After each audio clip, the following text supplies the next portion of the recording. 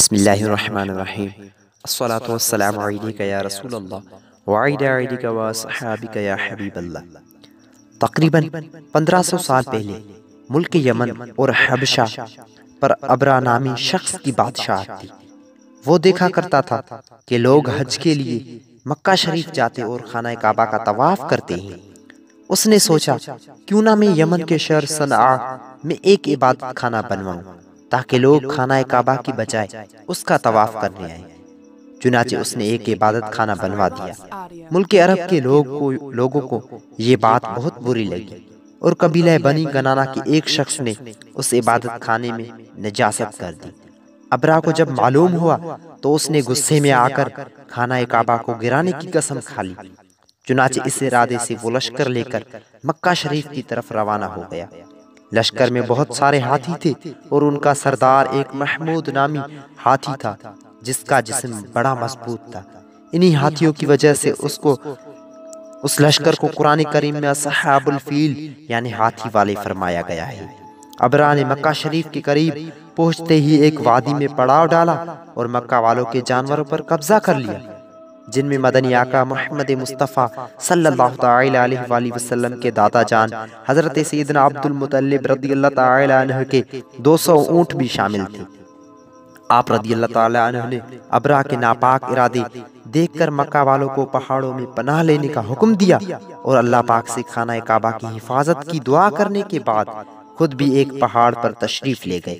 صبح ہوئی تو ابرا نے حملہ کرنے کے لیے لشکر کو روانگی کا حکم دیا۔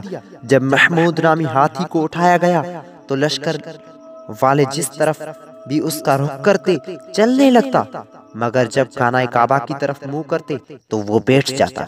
ابھی یہ معاملہ چل ہی رہا تھا کہ اچانک ابابیل نامی پرندوں کی فوج سمندر کی طرف سے اڑتی ہوئی لشکر کے سر پر پہنچ گئی۔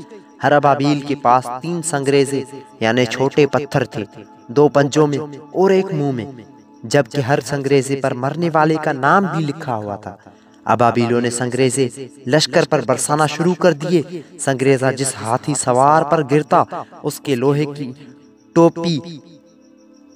لوہے والی جنگلی ٹوپی توڑ کر سر میں گھستا اور جسم کو چیرتا ہوا ہاتھی تک پہنچتا اور ہاتھی کے جسم میں سوراخ کرتا ہوا زمین پر گراتا۔ یوں پورا لشکر ہلاک ہو گیا اور ایسے ڈھیر ہو گیا جیسے جانوروں کا کھایا ہوا بھوسا ہوتا ہے۔ جس سال یہ عذاب نازل ہوا بعد میں اسی سال رحمت والے آقا صلی اللہ تعالی علیہ وآلہ وسلم کی ولادت ہوئی۔ حکایت سے حاصل ہونے والی نصیحتیں: اللہ پاک کی نافرمانی میں دنیا اور آخرت کی رسوائی ہے۔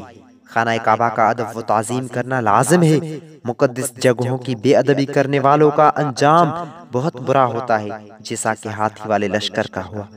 ہمیں چاہیے کہ نماز، تلاوت اور دیگر نفلی عبادات کے لیے جب مسجد میں حاضری کی سعادت ملے تو مسجد کے آداب کا خیال رکھیں، کیونکہ روشن مستقبل ادب والوں ہی کا ہوتا ہے۔ اللہ کریم سے دعا ہے کہ ہمیں عمل کرنے کی توفیق عطا فرمائے۔ آمین بجاہ النبی الامین صلی اللہ علیہ وآلہ وسلم۔